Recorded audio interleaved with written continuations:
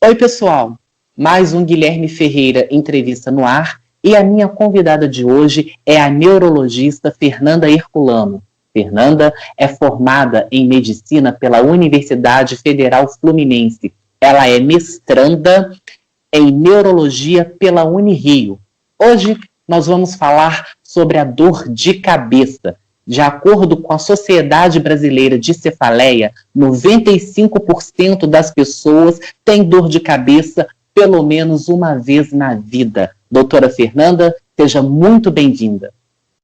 Olá, Guilherme, muito obrigada mais uma vez. Estou aqui no seu canal, é uma honra para mim. E vamos falar de um assunto que é muito importante, né? Muita gente tem dor de cabeça, então espero esclarecer bastante esse tema aqui com você hoje. Eu quem agradeço, doutora Fernanda, mais uma vez a sua presença aqui no canal. Doutora Fernanda, por que a cefaleia tensional é mais comum e como que se dá o diagnóstico? Então, a cefaleia tensional é uma cefaleia que ela é de intensidade leve a moderada, que costuma durar algumas horas, podendo se estender alguns dias, em alguns casos mais raros. E é uma cefaleia muito prevalente porque os gatilhos da cefaleia tensional são justamente os gatilhos que a gente tem no dia a dia. Estresse, cansaço, falta de um bom sono, né? Então, tudo isso pode levar a desencadear uma cefaleia tensional. Por isso que ela é tão prevalente. E como se dá o diagnóstico dessa cefaleia, doutora Fernanda? Então, o diagnóstico dessa cefaleia, primeiramente a gente tem que conversar muito bem com o paciente para entender quais são as características da dor, né? Mas geralmente, então, essa cefaleia se caracteriza por uma dor bilateral, né, nessa região frontal, ou se estendendo pela cabeça, pode até chegar à nuca, né, e é uma dor que, como eu falei, ela não é muito forte, né, tem aí uma intensidade, a gente sempre pede para o paciente pontuar de 0 a 10 numa escala de dor, sendo 0 sem dor e 10 a pior dor da vida. Então, geralmente, a escala de dor da cefaleia tensional gira ali em torno de 6, no máximo 7. Tá? É uma dor de intensidade leve a moderada, o que ajuda a gente no diagnóstico, além de outras características que a gente pesquisa na anamnese do paciente. Má postura pode influenciar quadros de dor de cabeça? Com certeza, Guilherme, principalmente hoje em dia que a gente vê muito, né, pessoas ligadas no celular, então com essa postura sempre de estar olhando para baixo, forçando a musculatura do pescoço, né? Então, muitas vezes existe um diagnóstico que chama cefaleia cervicogênica. A pessoa, ela tem pontos de gatilho no pescoço, muitas vezes por estresse, por contratura aqui da musculatura do pescoço, e aí esse próprio ponto do pescoço gera dor na cabeça, é uma dor referida que a gente fala. A dor é na cabeça, mas o gatilho vem da musculatura do pescoço, né? E aí o diagnóstico desse tipo de cefaleia, a gente dá no consultório palpando pontos de gatilho na musculatura, que quando a gente palpa, dói muito, mas depois costuma melhorar. Então, palpar esses pontos na musculatura pode ser diagnóstico e também tratamento. Por isso, deve ser visto por um neurologista e feito um exame neurológico adequado. Doutora Fernanda, muitas pessoas, como eu disse na abertura, 95% das pessoas têm dor de cabeça pelo menos uma vez na vida. E quando é caso de procurarmos uma ajuda médica, quando a dor de cabeça vira problema para que nós possamos procurar uma ajuda de um especialista? Primeira coisa, quando a dor de cabeça é a pior dor de cabeça da vida. Então, geralmente, a dor de cabeça, ela começa de uma forma progressiva e vai piorando, né?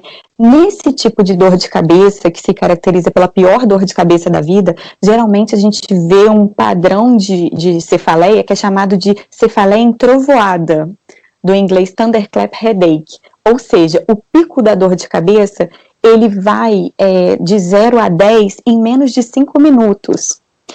E aí é caracterizado como a pior dor de cabeça da vida, por quê? Porque pode levar a diagnósticos muito importantes, como, por exemplo, ruptura de aneurisma cerebral, né? Geralmente é esse tipo de dor que a gente vê num caso de ruptura de aneurisma, né? Que leva à hemorragia subaracnoide. Outro ponto também que tem que ser sempre lembrado é quando a dor de cabeça está associada à febre, né? Então pode ser meningite, principalmente quando a pessoa tem rigidez de nuca, né? A rigidez de nuca ela é um sinal pesquisado pelo médico, mas a pessoa ela tem dor quando ela faz o movimento de encostar o queixo no tronco, né? Então, e existem outros sinais meníngeos também que a gente pesquisa no exame físico. Então, é importante, quando a pessoa tem dor de cabeça e febre, pensar que pode ser uma meningite. Então, é um dos red flags.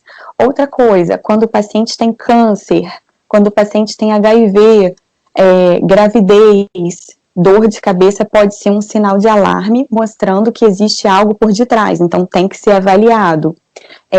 Outra coisa, paciente com mais de 50 anos que começa com dor de cabeça. Geralmente, a dor de cabeça ela começa em pacientes mais jovens, na adolescência, ou às vezes 20, 30 anos. Mas cefaleia que começa acima de 50 anos tem que ser investigada, né? Porque todas essas cefaleias que a gente conhece, que a gente fala, cefaleia tensional, enxaqueca, todas elas são cefaleias primárias, que a gente fala. São cefaleias que não tem nada por detrás, ela não é nenhuma consequência de nenhuma doença. Mas existem as cefaleias secundárias, que são aquelas que podem ser porque a pessoa tem um tumor, ou porque a pessoa tem um AVC hemorrágico, ou enfim, então ela vem secundária como consequência de uma outra doença, né? Então, são sinais que a gente tem que estar sempre alertos e deve-se consultar um neurologista ou uma emergência quando for um caso de pior dor de cabeça da vida, né? Doutora Fernanda, e a enxaqueca, como diagnosticá-la? Bom, vamos lá então. A enxaqueca, né, ela também é bastante comum, principalmente em mulheres, né, tem uma prevalência no sexo feminino, e a enxaqueca ela é caracterizada por uma dor, geralmente pulsátil, é como se a gente descreve como se tivesse um coração batendo dentro da cabeça, né, e ela geralmente é de um lado da cabeça. Ela pode acontecer dos dois lados, mas geralmente a característica dela é ser de um lado só da cabeça. Pode vir associada a náuseas, vômitos, uma dor de cabeça que gera uma incapacidade no paciente naquele momento. Ele tende a ter dificuldade em continuar suas atividades de vida diária. Então, vamos supor, o paciente com enxaqueca, ele tende a faltar ao trabalho, porque ele não consegue mesmo lidar com aquela dor, é uma dor que tem que deixar o paciente mais quieto para poder passar, ela piora com o movimento e com a atividade física, né? Então, vamos supor, se o paciente sobe um lance de escadas com enxaqueca, ele vai sentir que a dor está piorando, né? E associado a isso, também existem os sinais que a gente chama de fono e fotofobia, às vezes até osmofobia. O que significa isso? A luz pode piorar a dor de cabeça, então o paciente tende a querer ficar num quarto escuro, quietinho, deitado, para poder passar a dor. Osmofobia, cheiro, às vezes cheiro forte piora a dor de cabeça, né? E sons também, né? Sons fortes, sons altos pioram também a enxaqueca. Então, são características que podem estar presentes. Doutora Fernanda, ainda na enxaqueca, aqueles pontos luminosos que deixam a visão turva, é um ponto que ele é chamado de aura. O que significa essa aura ligada à enxaqueca? Bom, então vamos lá. A aura é um fenômeno que ela pode acontecer antes da dor de cabeça ou ela pode acontecer durante a dor de cabeça. Geralmente ela vem antes, né?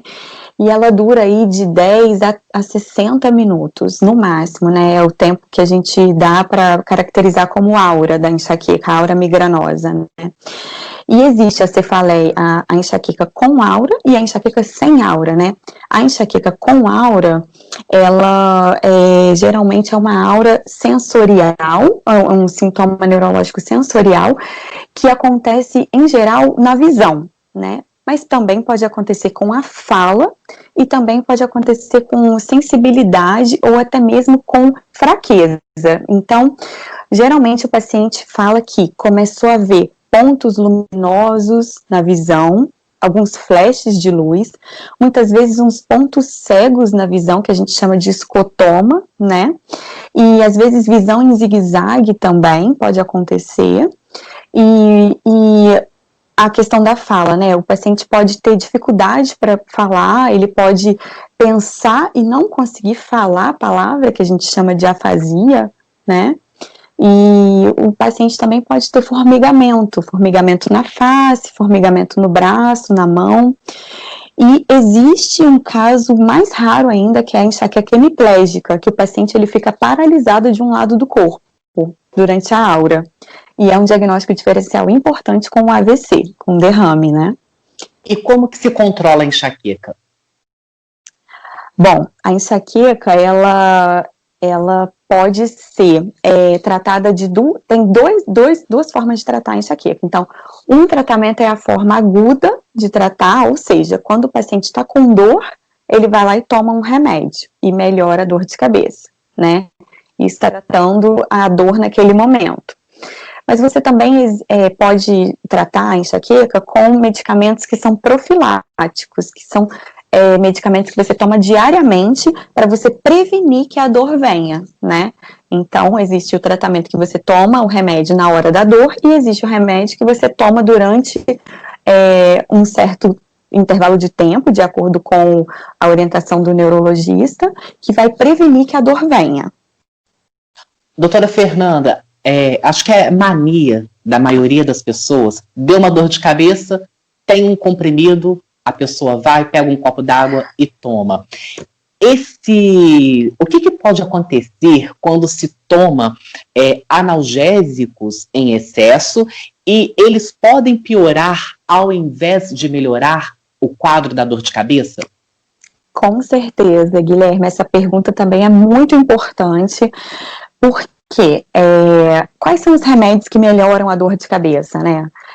São os analgésicos, os anti-inflamatórios, que estão por aí nas farmácias para as pessoas comprarem sem receita, né? Muitas vezes tomam quando querem, da quantidade que querem, e isso é muito importante ser dito, por quê? Porque essa classe de remédios que melhora a enxaqueca é a classe que mais dá intoxicação nas pessoas. E é muito perigoso tomar remédio sem prescrição médica, porque os anti-inflamatórios, eles podem fazer uma lesão grave renal, e os sintomas renais, eles só vão aparecer depois de muito tempo, depois quando o rim já está quase falhando.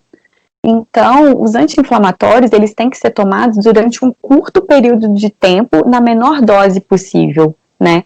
Então, além de tudo, além de causar também redução no processo de cicatrização do organismo, além de poder provocar sangramentos intestinais, úlceras.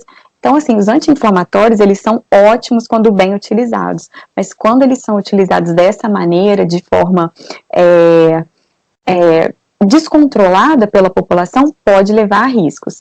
E, falando da dor de cabeça propriamente, eles podem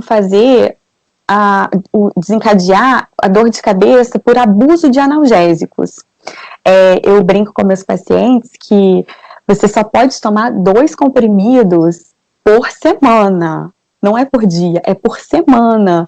E aí eles falam assim, mas doutora Fernanda, como é que eu vou fazer? Então, se você está precisando tomar mais do que 2 comprimidos por semana, chegou a hora de você parar e sentar com o seu neurologista e conversar com ele qual o melhor tratamento.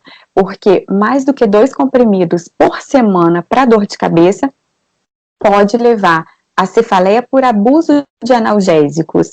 O próprio corpo, ele começa a não responder tão bem quanto antes a analgesia.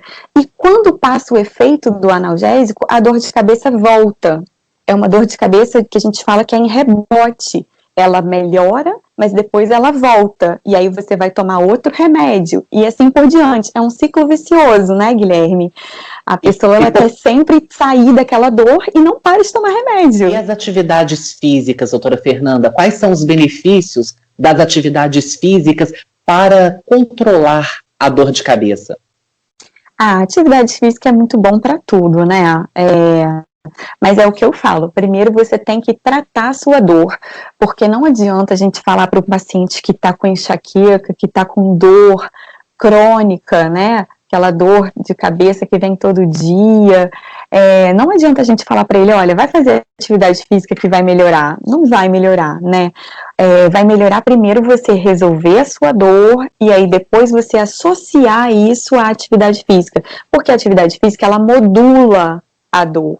Então, se você sentir a dor, se você, né, tende a sentir dor com um estímulo assim, se você faz atividade física, o estímulo vai precisar ser maior para você sentir a dor, né? Então, existe a modulação da dor quando você faz atividade física. Então, é um tratamento que a gente sempre passa, é de graça, né? Não custa nada você sair, ir à rua, fazer uma caminhada num parque.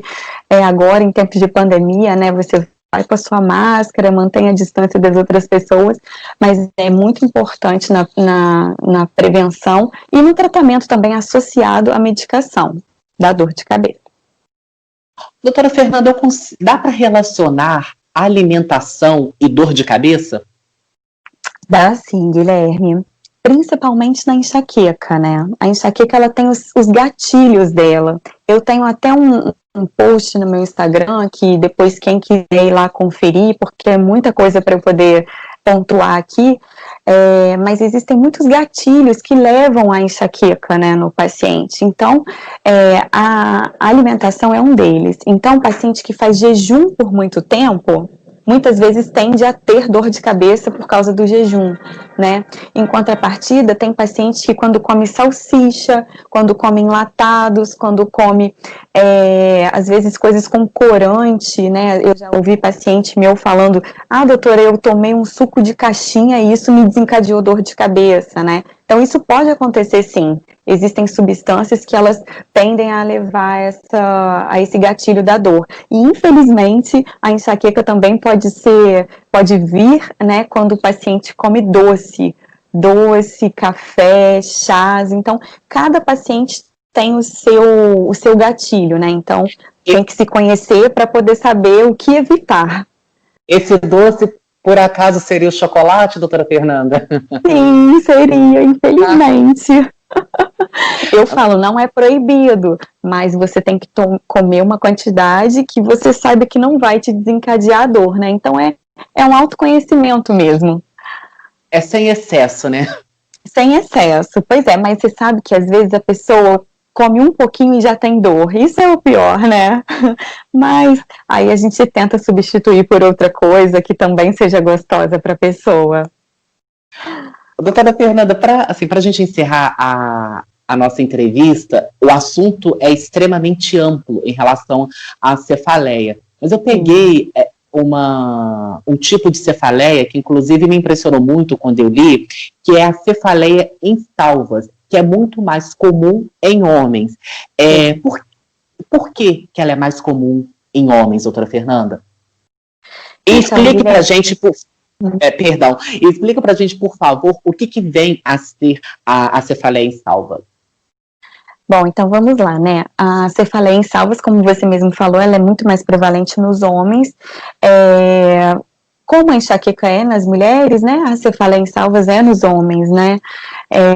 Mas é uma dor de cabeça que é rara. Ainda bem que ela é rara, né, porque é uma dor excruciante, né, existem literaturas que dizem que é a pior dor já descrita na medicina, talvez até pior do que a dor do parto, né, pior do que uma dor de cólica renal.